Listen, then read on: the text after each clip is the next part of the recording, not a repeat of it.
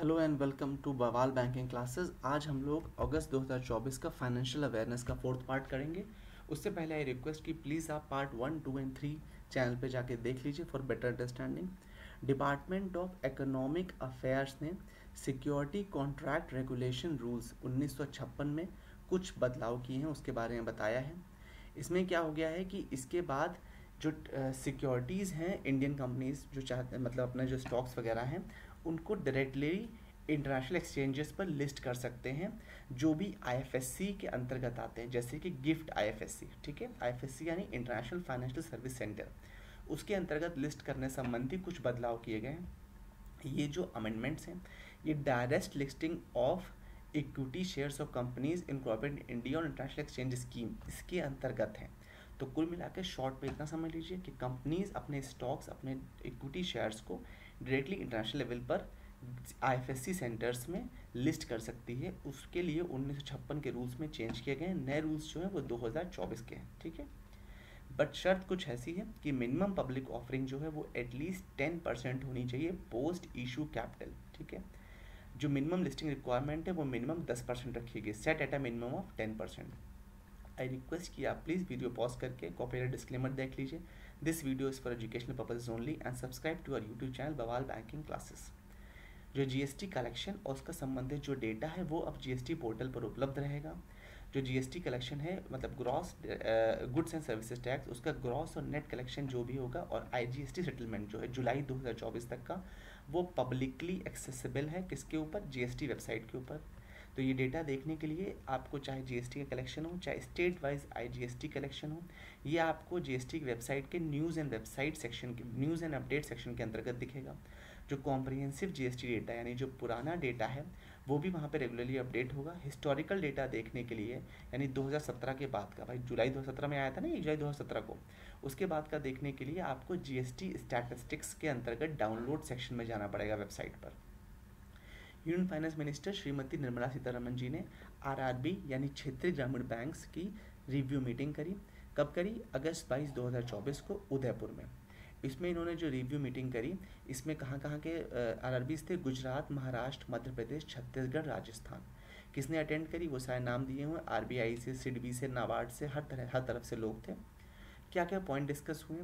Business performance और technology upgradation के बारे में बात हुई। जो रिव्यू था उसका मेन फोकस था बिजनेस परफॉर्मेंस और टेक्नोलॉजी अपडेट यानी डिजिटल सर्विसेज, जिससे कि एमएसएमई सेक्टर्स में ग्रोथ आ सके, उनके क्लस्टर्स बेटर हो सकें। श्रीमती सीतारमण जी ने इस बात को एक्नॉलेज करा कि जो टेक्नोलॉजी में इम्प्रूव हुए हैं 2022 के बाद से, वो बेहतर है और उसको और मोमेंटम देने की आवश्यकता है। उन्हें अवेयरनेस और आउटरीच की बात को बढ़ावा दिया। उन्होंने कहा कि अवेयरनेस बढ़ानी चाहिए गवर्नमेंट स्कीम संबंधित। उन्होंने कहा कि मुद्रा स्कीम को बुंदेलखंड का जो रीजन है उसमें और बढ़ाने की आवश्यकता है, जिसके उन्होंने एसएलबीसी को डायरेक्ट करने के लिए कहा, यानी स्टेट का जो वो होता है ना बीएलबीसी, तो वैसे एसएलबीसी होता है, स्टेट लेवल पर भी कमेटी होती है, उसके लिए उन्होंने बात कहा। स्कीम के यूटिलाइजेशन संबंधित उन्होंने कहा कि पीएम सूर्य घर मुफ्त बिजली योजना जो है उसके लिए उन्होंने गुजरात और राजस्थान के लिए अर्ज किया, क्योंकि वहाँ पे भाई सन का बेटर वो होता है ना, क्या बोलेंगे उसको, सरफेस एरिया, उसके लिए। तो उन्होंने साथ ही साथ उन्होंने वन डिस्ट्रिक्ट वन प्रोग्राम जो है विश्वकर्मा स्कीम है, इन सबको बढ़ावा देने के लिए कहा। श्रीमती सीतारमण जी ने इसके साथ ही आरबीआई में जो क्रेडिट और फाइनेंशियल इंक्लूजन जो है उसके लिए एग्रीकल्चर के डिसबर्समेंट को, प्रायोरिटी सेक्टर लेंडिंग को बढ़ावा देने के लिए कहा। उन्होंने इसको इनकरेज किया कि जो कासा यानी करंट अकाउंट सेविंग अकाउंट का जो रेशियो है जो लगातार डिपॉजिट गिरता जा रहा है, उसके लिए बैंक्स को कहा बढ़ाने के लिए।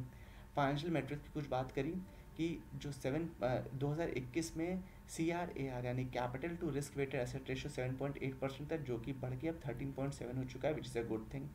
जो प्रॉफिटेबिलिटी है वो बताया, उन्होंने बताया कि फाइनेंशियल ईयर 2021 में 41 करोड़ का लॉस था, लेकिन 2024 में आते आते 2018 करोड़ का नेट प्रॉफिट हो गया।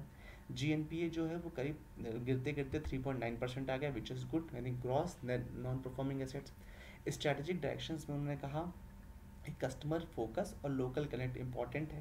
उन्होंने एम्फेसाइज़ किया कि जो क्षेत्र ग्रामीण बैंक है बेसिकली वो कस्टमर फ्रेंडली होने चाहिए, जिससे कि लोकल लेवल पर यानी लोकल भाषा में भी वो अच्छे से कार्य कर सकें। रेगुलर रिव्यूज़ होना चाहिए उनके क्रेडिट का और एमएसएमई पोर्टफोलियोज़ का।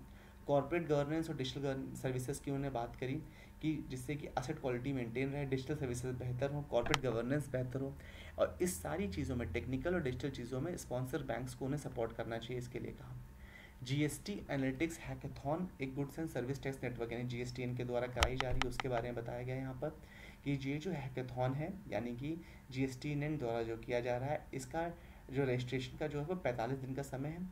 इसमें ऑब्जेक्टिव क्या है इसका, जिससे कि प्रोडक्टिव मॉडल बन सकें जो कि जीएसटी कंप्लायंस और नॉन कंप्लायंस डिटेक्शन कर सकें, वो इसका मेन एम है एक तरह से ही है, ठीक है।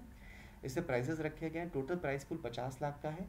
First prize 25 lakh, second prize 12 lakh, third prize 7 lakh, consolation prize में 1-1 लाख रुपए है, और स्पेशल प्राइस कहा गया है कि जो भी ऑल वुमेन टीम होगी उसमें जो बेस्ट होगा उसके लिए 5 लाख रुपए। Thank you for watching and do watch part 5 of this, जिससे कि आपको अब पूरा करंट अफेयर्स आपका मिल जाए आपको अगस्त 2024 का। Thank you so much for your valuable time.